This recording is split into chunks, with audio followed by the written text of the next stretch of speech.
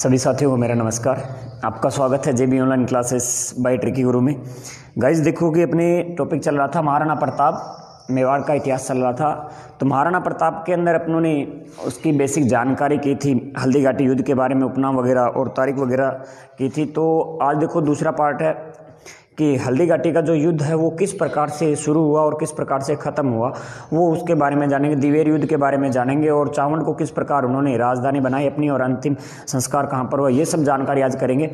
तो देखो कि महाराणा प्रताप के बारे में कहा जाता है कि एक शायर याद आ रहा है मुझे कि असीन तो सभी होते, क्या होते, असीन तो सभी होते पर रानी पद्मिनी जैसा नहीं। असीन तो सभी होते पर रानी पद्मिनी जैसा नहीं, पूत तो सभी होते पर महाराणा प्रताप जैसा सपूत नहीं। क्या बोला था मैंने? हसीन तो सभी होते हैं पर रानी पद्मिनी जैसा नहीं, पूत तो सभी होते हैं पर महाराणा प्रताप जैसा सपूत नहीं। तो चलिए आगे चलते अपने महाराणा प्रताप के बारे में, हल्दी घाटी युद्ध। तो हल्दी घाटी युद्ध, एक बार तारीख फिर से रिपीट कर देता हूं, 18 जून 1576 ईस्वी। कब हुआ था? 18 जून 1576 ईस्वी। तो देखो कि युद्ध की जो शुरुआत है, शुरुआत के अंदर सबसे पहले हाथियों में युद्ध होता है। किस में युद्ध होता है? हाथियों में युद्ध होता है। तो हाथियों के अंदर जो महाराणा प्रताप का एक हाथी था, कौन सा? राम प्रसाद। कौन सा हाथी था? राम प्रसाद हाथी था। तो और राम प्रसाद हाथी के महावत, यानी कि इसका चालक जो होता है उसे क्या बोलते हैं? महावत। महावत कौन होता है? हाथी का चालक को क्या कहा जाता है? यानी कि जो हाथी को चलाने वाला जो ड्राइवर होता है उसे क्या कहा जाता है? महावत कहा जाता है। महावत को मार दिया गया किसकी सेना के द्वारा? मुगल सेना के द्वारा। और इस राम प्रसाद को है वो अकबर के सामने प्रस्तुत किया गया। किसके सामने? अकबर के सामने प्रस्तुत किया गया। तो देखो गाइज, अपने जिस प्रकार से हिंदू होके अपने हर वक्त जैसे लंगर चलता है, अपने लंगर के अंदर रोटी राम बोला जाता है, कड़ी राम बोला जाता है, इस प्रकार राम का प्रयोग करते हैं। तो मुस्लिम राम की जगह इसको क्या यूज करते हैं? पीर। यानी कि इसका नाम बदल कर क्या कर दिया गया? पीर प्रसाद कर दिया गया। क्या कर दिया गया? पीर प्रसाद। हल्दी घाटी युद्ध के दौरान किया गया था। तो देखो कि यही क्वेश्चन है वो रीट के अंदर पूछा गया था कि महाराणा प्रताप के हाथी का नाम क्या था। तो कई बच्चों ने क्वेश्चन किया था, उसका चेतक आंसर क्या था? चेतक तो घोड़े का नाम है, लेकिन उसका नाम क्या था? राम प्रसाद हाथी का नाम था। एक था लूना और दूसरा था राम प्रसाद, ये दो हाथी थे। अब देखो कि महाराणा प्रताप और राणा जो मान सिंह का आमना सामना, किसका? मान सिंह और महाराणा प्रताप, इन दोनों का आमना सामना होता है। महाराणा के पास अपना घोड़ा चेतक री असवारी, इनके पास कौन था? चेतक घोड़ा था। और ये हाथी पर सवार था क्योंकि ये युद्ध स्थल पर जाने से डरता था। युद्ध स्थल पर जाने से डरता था क्योंकि महाराणा प्रताप का सामना नहीं करना चाहता था। ये घबराता था क्योंकि इसको डांट खूब खिलाई थी किसने? महाराणा प्रताप ने, लेकिन ये डरता था। कहा जाता है कि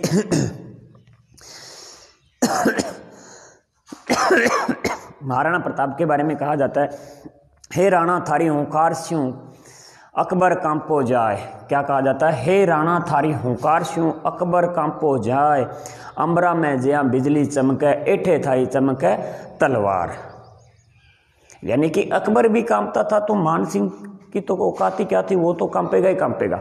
और तो मान सिंह के पास हाथी था मर्दाना। ये क्वेश्चन पूछा जा सकता है कि मान सिंह के पास हल्दी घाटी युद्ध के दौरान कौन सा हाथी था? तो मर्दाना नामक हाथी पर सवार था। और ये जानता था कि चेतक है जो क्या करता? अपने दुश्मन कि सीधे छाती पर पैर रखता था। कहाँ पर पैर रखता था? छाती पर पांव रखता था। तो इसको पता था मान सिंह को कि भाई ये सीधा आके हाथी की सूंड पर पैर रखेगा। तो इसने मर्दाना हाथी के सींग में क्या लगा रखे थे? चाकू या तलवार लगा रखे थे। जैसे ही चेतक इसके सामने आया तो चेतक ने मर्दाना हाथी की सूंड पर पैर रख दिए, दोनों के दोनों। क्या रख दिए? पैर रख दिए। इस वजह से चेतक क्या हो चुका था? घायल। यानी कि वो जो चाकू रखे हुए थे उसके पैर में लगा और घायल हो चुका था। अब देखो भी, यानी कि महाराणा प्रताप का मुख्य हथियार यही था चेतक, ये घायल हो चुका था। इस स्थिति को देखकर, यानी कि ये चीज देखी किसने? इसके मुख्य सेनापति, महाराणा प्रताप के मुख्य सेनापति कौन था? जाला बिदा। कौन था? जालाबिदा। अब जालाबिदा ने क्या किया, जल्दबाजी करते हुए जो राजकीय छत्र चिन्ह है, यानी कि महाराणा प्रताप को तो युद्ध स्थल से हटा देता है, महाराणा प्रताप को युद्ध स्थल से हटा देता है और ये राजकीय छत्र चिन्ह धारण कर लेता है। इसका मेन मकसद क्या था कि महाराणा प्रताप को बचाना और सेना के अंदर यानी कि राजपूत सेना को भी पता न लगे कि महाराणा प्रताप युद्ध स्थल पर है या नहीं है, और इधर मुगल सेना को भी लगे कि महाराणा प्रताप यहीं पर है। इसलिए जालाबिदा ने छत्र चिन्ह खुद धारण कर लिया और महाराणा प्रताप यहाँ से गोगुंदा की तरफ जाते हैं। कहाँ पर? गोगुंदा की पहाड़ियों की तरफ जा रहे हैं। तो देखो कि इनका जो मुगल सेना के 2 सैनिक थे उन्होंने पीछा किया, मुगल सैनिकों ने पीछा किया।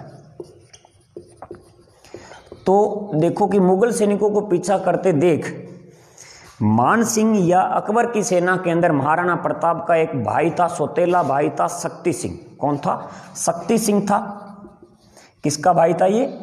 महाराणा प्रताप का भाई था, बड़ा ही बड़ा था। जगमाल जो दत्तानी के युद्ध में 1583 ईस्वी में मारा गया था। कब मारा गया था? 1583 ईस्वी में जगमाल मारा गया था दत्तानी के युद्ध के अंदर। वो अकबर की शरण में चला गया था और 1583, और दूसरा भाई ये था शक्ति सिंह। अब देखो कि ये सौतेला भाई जरूर था, लेकिन भाई तो भाई होता है। तो इसने देखा कि मुगल सैनिक महाराणा प्रताप का पीछा कर रहे हैं, तो इन्होंने शक्ति सिंह ने इनका पीछा किया और इनको मार देते। अब देखो कि महाराणा प्रताप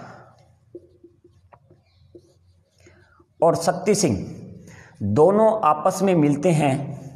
एक गांव का नाला पड़ता है बलीचा, तो बलीचा नाले के पास ये दोनों भाई आपस में मिलते हैं। कहां पर मिलते हैं? बलीचा नाले के पास दोनों मिलते हैं। तो यहीं पर चेतक घोड़ा है, जो चेतक की मृत्यु हो जाती है। किसकी मृत्यु हो जाती है? चेतक की मृत्यु हो जाती है। तो चेतक की जो छतरी बनी हुई है, चेतक की छतरी कहाँ पर बनी हुई है? ये याद में रखना, हल्दी घाटी के मैदान में बनी हुई है। कहाँ पर बनी हुई है? चेतक की छतरी कहाँ पर बनी हुई है? हल्दी घाटी के मैदान में। लेकिन चेतक की जो मृत्यु है वो कहाँ पर होती है? बलीचा नाले में। कहाँ पर होती है? बलीचा नाले के पास इसकी मृत्यु होती है। और समाधि स्थल भी यही है। ये क्या है? इसका चेतक का समाधि स्थल कौन सा है? बलीचा। लेकिन जो छतरी बनी है वो हल्दी घाटी के मैदान में है। तब देखो कि दोनों भाई मिल जाते हैं, और जब ये महाराणा प्रताप गोगुंदा की तरफ यानी कि इनकी पहाड़ियों में जाते हैं तो इनको एक व्यक्ति मिलता है पाली का। वो कौन है? भामाशाह। कौन मिलता है? भामाशाह। और इस अपने भामाशाह ने निजी संपत्ति है, जो अपनी निजी संपत्ति वो महाराणा प्रताप को दान में दी। निजी संपत्ति यानी कि जो अपनी उसके पास जमीन जायदाद थी वो महाराणा प्रताप को हल्दी घाटी युद्ध के बाद सारी दे दी। लो जी, तो निजी संपत्ति दे दी। इसलिए भामाशाह को क्या कहा जाता है? मेवाड़ का दूसरा उद्धारक। तो मोस्ट इंपॉर्टेंट क्वेश्चन है ये कि मेवाड़ का पहला उद्धारक की अगर बात करेंगे तो हमीर देव सिसोदिया, और दूसरे उद्धारक की बात करेंगे तो कौन है? भामाशाह। भामाशाह कहाँ का था? पाली का था। तो इसके बाद में देखो कि महाराणा प्रताप गोगुंदा की पहाड़ियों में चले जाते हैं और वहां से क्या करते हैं कि युद्ध पद्धति सीखते हैं। वो कौन सी? गुरिल्ला युद्ध पद्धति। गुरिल्ला युद्ध पद्धति। तो गुरिल्ला युद्ध पद्धति या इसे क्या कहा जाता है? छापामार युद्ध प्रणाली। इसे क्या कहा जाता है? छापामार युद्ध प्रणाली। राजस्थान में अगर बात करेंगे छापामार युद्ध प्रणाली का जन्मदाता, तो मेवाड़ का पहला उद्धारक और छापामार युद्ध प्रणाली का जनक कौन कहलाता है? हमीर देव सिसोदिया कहलाता है। कौन कहलाता है? हमीर देव सिसोदिया। अब देखो कि जो उदयपुर पर अधिकार है वो कौन किसका हो जाता है? अकबर का अधिकार हो जाता है। लेकिन उसकी जो मंशा थी, मान सिंह और अकबर की जो मंशा थी वो क्या मंशा थी कि महाराणा प्रताप को जिंदा पकड़ना। किस प्रकार पकड़ना? जिंदा पकड़ना। लेकिन वो मंशा पूरी नहीं हो पाई, तो अधिकार किसका हो जाता है? उदयपुर पर अधिकार अकबर का। और ये उदयपुर का नाम बदलकर क्या कर देता है? मुहम्मदाबाद कर देता है। क्या कर देता है? मुहम्मदाबाद। किसका नाम बदलकर? उदयपुर का नाम बदलकर ये क्या कर देता है? मुहम्मदाबाद नाम कर देता है। इसके बाद में देखो गाइस कि अकबर फिर प्रयास करता है। महाराणा प्रताप को बंदी बनाने के लिए। लेकिन वो प्रयास सभी के सभी के इस प्रकार रहे, असफल प्रयास रहे। तो फिर प्रयास एक इंसान करता है लगातार 3 बार, 1577, 1578, 1579 ईस्वी। और ये तीनों के तीनों प्रयास है वो कौन कर रहा है? साहेबाज खां। कौन कर रहा है? साहेबाज खां। लेकिन ये असफल प्रयास थे। लेकिन 15 अप्रैल 1578 ईस्वी को साहेबाज खां ने किस पर अधिकार कर लिया था? कुंभलगढ़ पर अधिकार कर लिया था। किस पर अधिकार कर लिया था?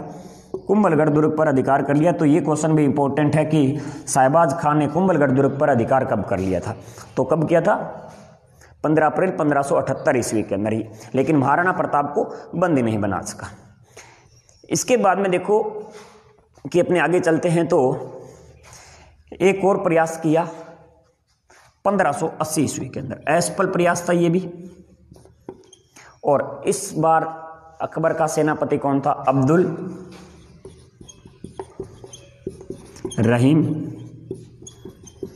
खान खाना। इसने असफल प्रयास किया था। इसमें यह भी सफल नहीं रहा था, असफल प्रयास। इसके बाद में देखो कि एक युद्ध होता है महाराणा प्रताप का, जो पुनर्विजयों का आगाज भी कहा जाता है, जिसे मेवाड़ का मैराथन भी कहा जाता है। वो युद्ध कौन सा था उसके बारे में बात करते हैं। तो वो युद्ध है दिवेर का युद्ध। दिवेर कहाँ पर पड़ता है? राजसमंद में पड़ता है। और दिवेर की पहाड़ियों से एक नदी का उद्गम भी होता है। कौन सी पहाड़ियों से? दिवेर की पहाड़ियाँ, राजसमंद से एक नदी का उद्गम होता है। वो कौन सी है? कोठारी नदी का उद्गम स्थल दिवेर की पहाड़ियाँ, राजसमंद। तो दिवेर का युद्ध, दिवेर का युद्ध। और उस समय दिवेर का ठिकानेदार कौन था? शेरिमा सुल्तान खां, शेरिमा सुल्तान। और ये युद्ध किनके मध्य हुआ था? एक साइड में महाराणा प्रताप और साथ में कौन थे? अमर सिंह। इनका बेटा अमर सिंह था। और ये युद्ध की तारीख क्या थी? 15 अक्टूबर 1582 ईस्वी। कब हुआ था? 15 अक्टूबर 1582 ईस्वी। तो देखो कि महाराणा प्रताप के पुत्र अमर सिंह भी कटार का धनी, यानी कि ये अमर सिंह का आपने एक नाम सुना होगा, राठौड़ थे, अमर सिंह जी राठौड़ नागौर के। उनको भी कटार का धनी और इसे भी कटार का धनी कहा जाता है। तो देखो कि अमर सिंह ने क्या किया कि अमर सिंह ने शेरिमा सुल्तान खां को एक ही वार में, यानी कि घोड़े के साथ ही उसके 2 फाड़ कर दिए इस प्रकार से। तो इस युद्ध के अंदर विजय किसकी हुई? विजय महाराणा प्रताप की। और कर्नल टोड ने इस युद्ध को क्या कहा है? मेवाड़ का मैराथन कहा। इसे क्या कहा है? मेवाड़ का मैराथन कहा है। और कई और इतिहासकारों ने इसे महाराणा प्रताप की पुनर्विजयों का आगाज, क्या कहा है? महाराणा प्रताप के पुनर्विजयों का आगाज भी इसे ही कहा जाता है। तो इस युद्ध के बाद में एक अंतिम प्रयास किया जाता है अकबर के द्वारा 1584 ईस्वी के अंदर। कब किया जाता है? 1584 के ईस्वी के अंदर अंतिम प्रयास। और अंतिम प्रयास के दौरान कौन आया था इसका सेनापति बनकर? जगन्नाथ कछवाह। जगन्नाथ कछवाह आता है। ये भी असफल रहता है। क्या रहता है? असफल रहता है। लेकिन इसका जो मुख्य इंपॉर्टेंट क्वेश्चन है वो यहाँ से बन सकता है। इंपॉर्टेंट क्वेश्चनों की श्रेणी में आता है ये भी क्वेश्चन कि जगन्नाथ कछवाह जब 1584 में आया था, उस टाइम इसकी मृत्यु हो जाती है। तो मृत्यु कहाँ पर हुई थी? वापस लौटते समय मृत्यु हो जाती है मांडलगढ़ भीलवाड़ा के अंदर। इसकी मृत्यु कहाँ पर हुई थी? मांडलगढ़। और मांडलगढ़ कहाँ पर है? भीलवाड़ा के अंदर है। और इसकी छतरी भी कहाँ पर बनी हुई है? छतरी बनी हुई है मांडलगढ़ भीलवाड़ा के अंदर। खंबे की अगर संख्या पूछे तो 32 खंभों की छतरी है। खंबे कितने हैं? 32 खंबे हैं। तो ये भी क्वेश्चन इंपॉर्टेंट है, ये पूछा जा सकता है। अब देखो कि 1585 ईस्वी के दौरान आगे चलते अपने एक वर्ष, तो होता क्या है? महाराणा प्रताप 1585 ईस्वी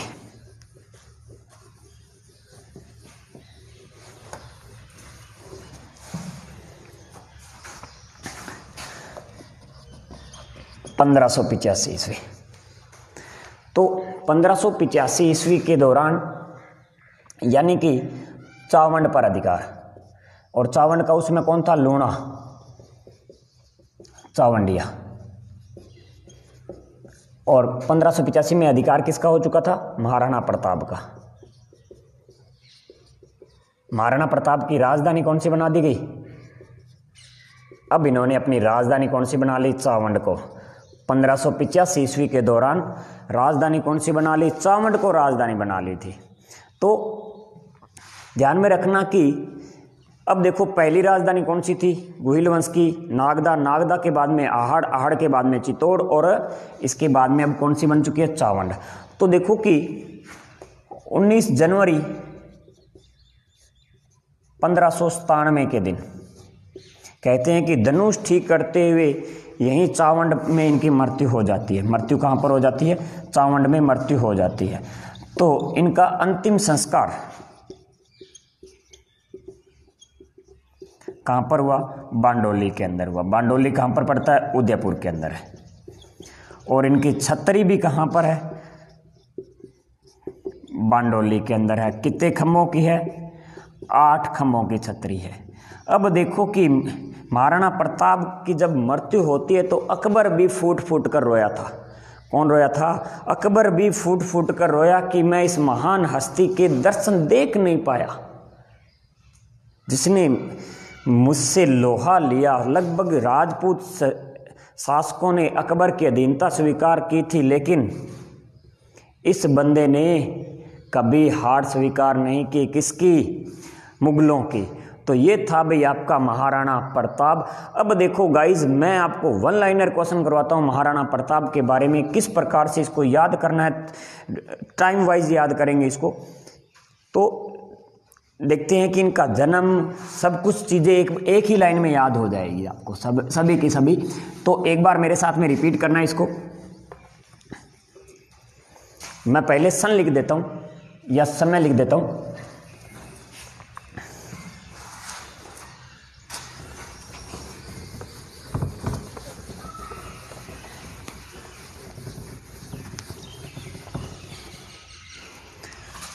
महाराणा प्रताप,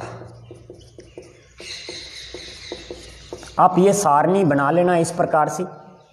जन्म कब हुआ था? 9 मई 1540। यहां पर आप क्या याद रखोगे? जन्म। इसके बाद में दूसरी तारीख 28 फरवरी 1572 राज्याभिषेक। ठीक है।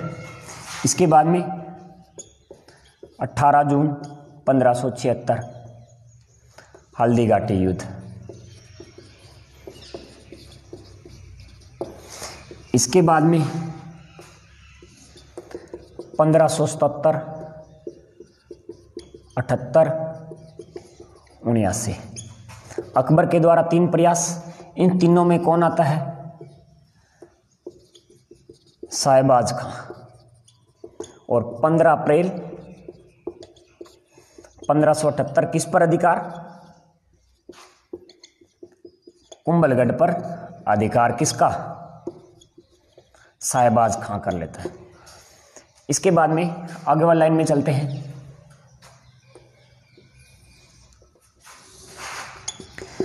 पंद्रह 1580 याद रखना है। 15 अक्टूबर 1582 याद रखना है। 1584 याद रखना है। 1585 याद रखना है। 19 जनवरी 1597 याद रखना है। यानी कि ये सारे तारीखें आपको याद होनी चाहिए। 1580 में क्या हुआ? अकबर के द्वारा एक और प्रयास, और कौन आया था? अब्दुल रहीम खान खाना, दिवेर युद्ध।